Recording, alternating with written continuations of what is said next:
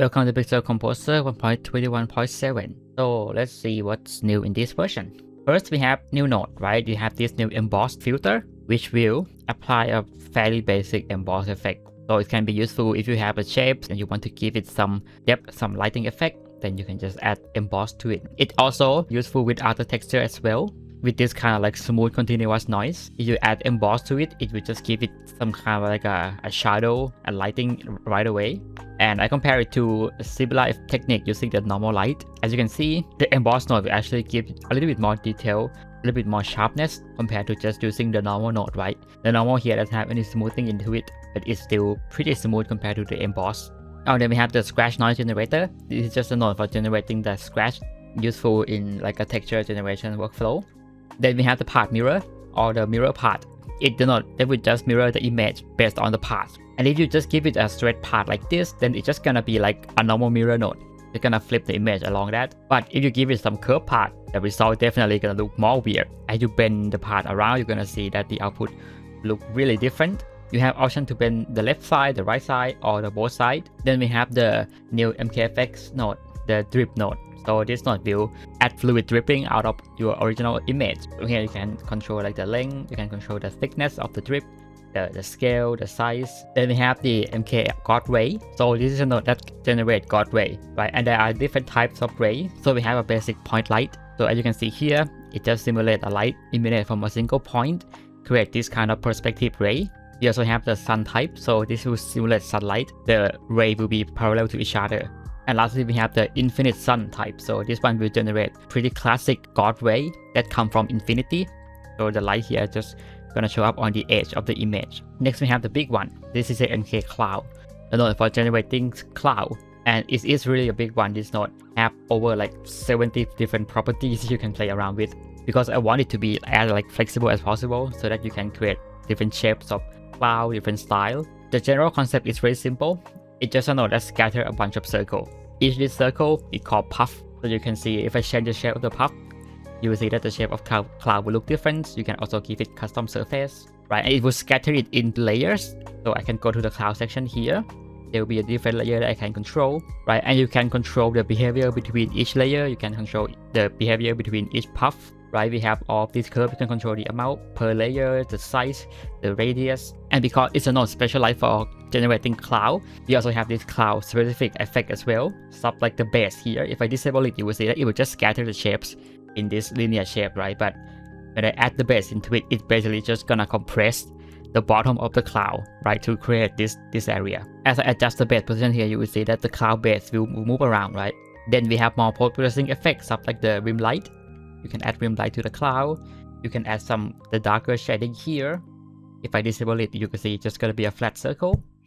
And there are this spiral effect built in, right? This spiral inside each of the puff. And there's even more effect on the layer itself. Right? As you can see here, I can add shadow per each layers to create this kind of depth effect. And in the puff setting here, there's also a subtraction.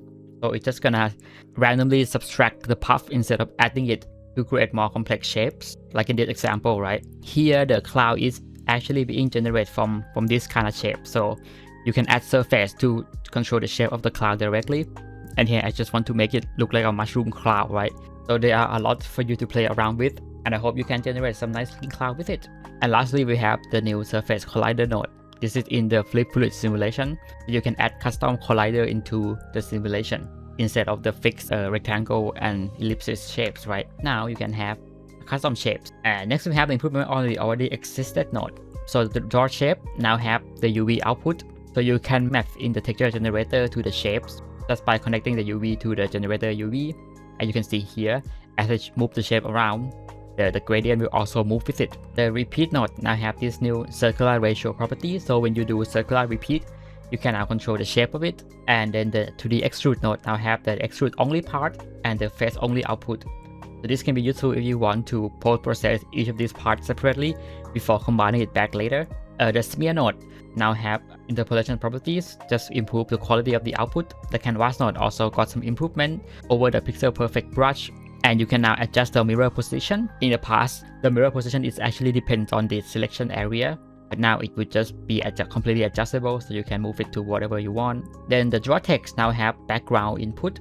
You can apply background directly to the draw text. which can be useful in this case. I have the 9 slice input here. So a 9 slice is a special type of surface that you can stretch without losing the detail in the corner here, because it will just keep the corner and then stretch out the surface in between instead.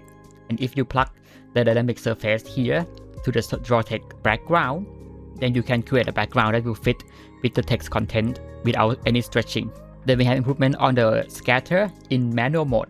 So scatter here in the point array source, you can now add the point indirectly, right? This is not a new feature. The new feature here is you can now also rotate and scale each point independently as well. To enable this feature, you have to make sure that the extra value here is set to rotation and scale. So it's basically gonna take in an array of vector. The first 2 will correspond to the position, the third will be the rotation, the fourth will be scale. And you can do that automatically just by clicking on the manual mode here. If you click on it, it will just automatically set to point array mode with all the extra value for you. So you can go in there, you have the add point to, then you can select the point, and then you can press R to rotate and press S to scale. Then we have improvement on vignette.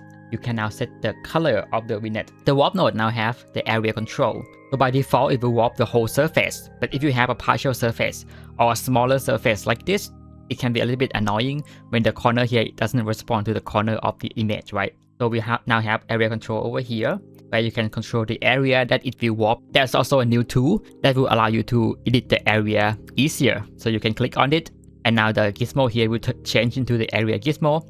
You can now select to cover the subsurface that you want to warp like this. As you can see here, if all the warp corner is set to the default values, then it's just gonna expand it to the full surface, right? You can then click reset to area here, then it's just gonna reset the full corner to the area. Now you can warp the image using the gizmo here, and the corner here will now respond to the corner of the sub image. So the warping process will be more intuitive. And lastly, we have improvement to the flood fill node. So there are a lot more control over this node now. First, we have the background control. So if I toggle background, then it's just gonna fill the unfilled area with the color that you want. If I set the fill color to white, and I set the background here to be transparent, the default here is complete transparent, it's just gonna select the current surface. So it can be useful as a surface selector or the color selector. But then there are also a channel control. Here, if I disable all the RGB channels, then as you can see, it will now only fill the alpha or the opacity, right? So now it will select both of these two surfaces, even though it have different color, because it have the same alpha. So this can be used as a region selector. And even better, if you change the blend mode here to multiply with the color white, then it's just gonna keep original color. So you can use it as a complete region selection too. Right, I also add the fill mask output, which will just be a black and white mask showing you the region that got highlight or got filled and the region that isn't. And this whole tool is really useful if you want to like isolate an island of connected pixel based on the opacity, right? There are also a new fill mode as well. So this is the point mode. So it's just gonna fill the pixel under the point. There's also a path mode. So you can define a path and it's gonna fill all the region under that path. Then we also have the mask option. So I can define the region that I want to fill using another surface as a mask. So a lot of new feature in the flood fill node here. There are also other small improvement to the other node as well. The link to the full list will be in the description.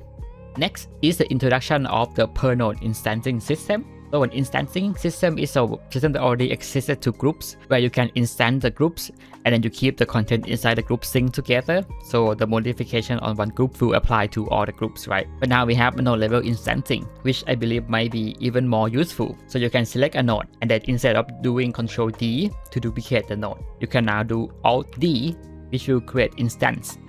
And as you can see here, it will have this link icon, which shows that it is an instance node. And when you inspect this node, it will also show that it's an instance of draw shapes, the node name here. As I click on it, it's just gonna link to the original one. Now what happens with an instance node is that when I make any adjustment to the original node here, it will apply the change to the instance node as well, right? Even though there's no connection here, all these properties are synced between each other. And it also goes both ways. If I select the instancing node, if I adjust the value here, it will also change the original value as well. So it all share the same properties. A change in one node is a change in all node, right? Now what if you want one of the properties to be different from the original node? We can do that using the override option here. So this will be the new icon. As you can see here, if I inspect the normal node, there will be no override buttons, right? But now if I select the instancer, you will have this override option. If I click on it, now this property will be override. It can now be different from the original node. So I can now change the scale here, and it will not affect the original one, and it's go vice versa, right? It's now two separate properties. So all the properties will still share between each other, except for this one. Another way to override the value is just to connect our value into it. So for example, I can just have another surface here. If I plug it to the background, it will just apply the background to the instance one, but it will not reflect the original one. Now, if you duplicate the instance node, it will keep the instance property, so it will still be linked to original node. But if you create instance of an instance, so if I go and then press Alt-T again, it will not create like a nested level. It will connect to the original one. So instancing is only one layer deep. You cannot create like a chain of inheritance. I think it's gonna be a little bit way too complicated, and it will have quite a major impact to the performance as well, unfortunately.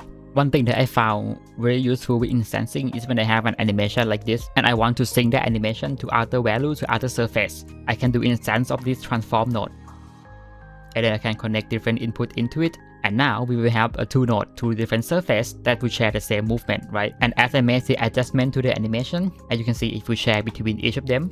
So I can, put them at the same position all the time. In the past, if I want to have a sync animation like this, I have to blend it first before sending it to transform node. Or I can put it in an array and then split the array afterwards, which is a little bit cumbersome. Next is an improvement on the user interface. First, in the inspector panel here, you can simply right click on the link icon here to disconnect a connection. Then we now have the ability to set default value for attributes. Next, in the animation panel, you can now click and drag on the keyframe icon here to create keyframe for multiple property at once. Then we have improvement to the preset panels. So now you can set the preset to show as node. This icon here, I think by default it turned off. If I click it to turn on, then the preset here will be searchable from the add node dialog itself without having to search for the original node name. For example, we have this flat fill node with the alpha isolate preset, right?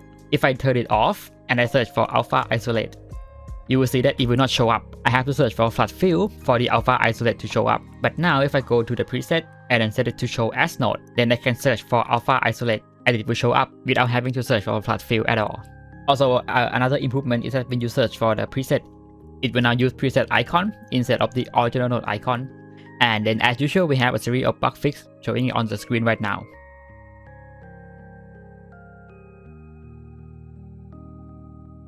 So that will be it for today's video. So thank you everyone for watching.